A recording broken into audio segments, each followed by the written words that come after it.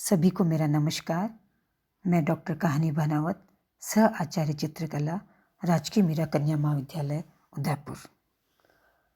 आज हम paper second theory में यूनिट 3 के अंतर्गत शांति निकेतन के कलाकार राम किंकर बैज के बारे में बात करेंगे। शांति निकेतन के कलाकार विनोद बिहारी मुखर्जी के बारे में हम पहले ही बात कर चुके हैं। राम किंकर बैज का जन्म 1910 में बंगाल राज्य के बांकुरा शहर के पास जुग्गीपाड़ा गांव में हुआ। इनकी आरंभिक शिक्षा बांकुरा शहर में ही हुई थी और वहीं पर इनमें कला के प्रति रुचि जागृत हुई।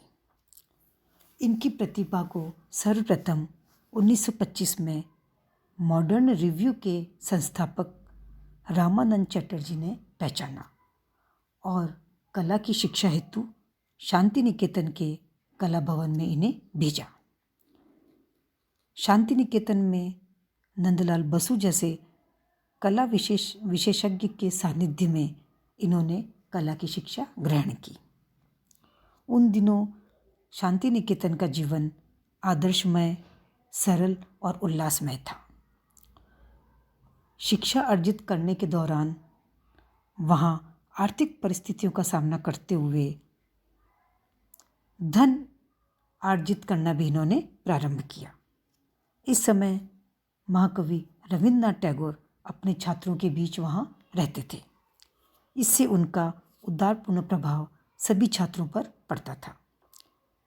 यहाँ पर टैगोर के अतिरिक्त अन्य कई ऐसी प्रतिभाएं थीं जिनका संकल्प, रुचि और गहरी मानवता सभी छात्रों को प्रभावित करती थी। राम किंकर बैज ने चित्रकला के साथ साथ मूर्तिकला भी सीखी। इन दोनों ही विधाओं का पूर्ण विकास उन्होंने अपने स्वभाव या नेचर के अनुसार किया। उनका मानना था कि एक अच्छा मूर्तिकार बनने के लिए कलाकार को स्वयं मिट्टी तैयार करनी चाहिए, सांचे में उसे ढालना, पत्थर, लकड़ी, लोहे को काटना, तारों से कुश्ती लड़ना, सभी कुछ आना चाहिए, तभी वह इस कला में निष्णात होना पड़ता है। राम किंकर बैज ने मिट्टी, बालू, पत्थर, प्लास्टर, कंक्रीट आदि पर विभिन्न कलाकृतियों को उत्कीर्ण की है और वे इसकी सच्ची लगन और तन्मयता की द्योतक है। मूर्ति कला के प्रति झुकाव चित्रकला के समान ही प्रारंभ से ही था।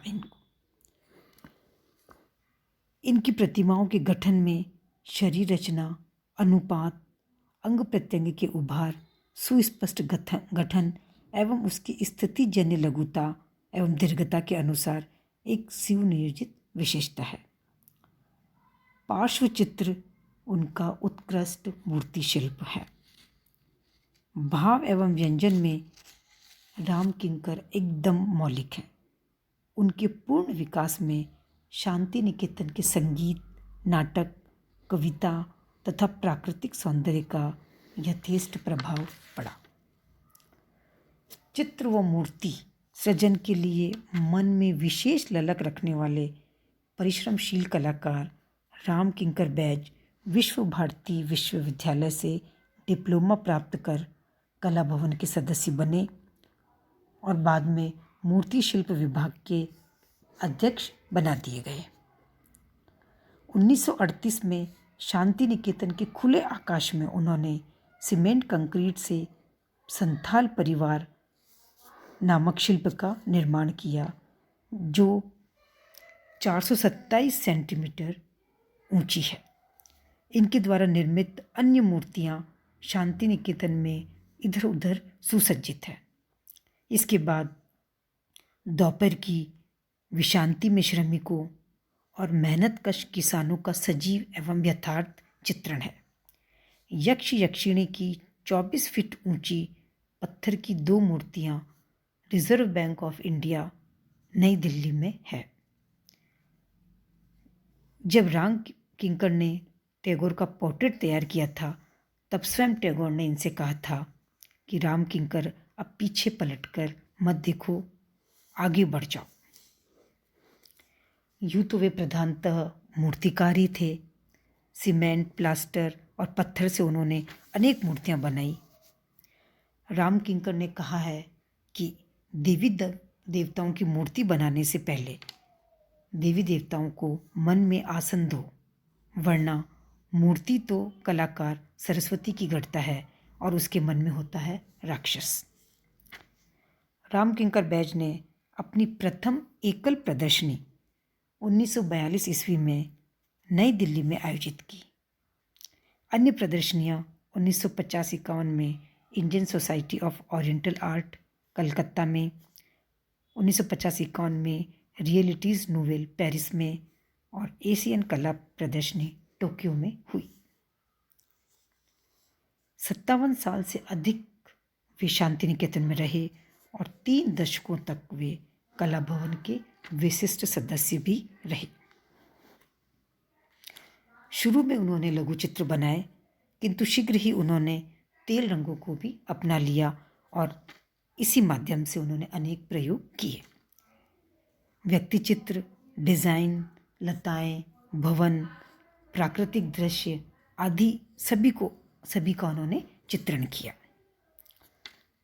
उनके चित्रों में लोक कला तथा शास्त्रीय कला का मिला जुला रूप दिखाई देता है। 1940 तक राम किंकर बैज ने अनेक चित्रों की रचना की, जिनमें सुजाता, कन्या तथा कुत्ता, अनाज की ओसाई विशेष प्रसिद्ध है। शीतकालीन मैदान, मेघाच्छन्न संध्या और निर्माण के संयोजन ज्यामितीय आकारों में है। माँ बेटा और कृष्ण जन्म गणवात पर आधारित हैं। उनके जल रंगों का कार्य विनोद बिहारी मुखर्जी से मिलता जुलता है।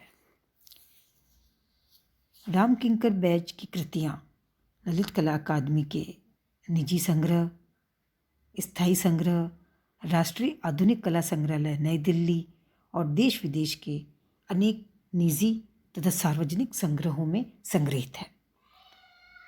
1 अगस्त 1980 को राम किंकर बैज का निधन हो गया।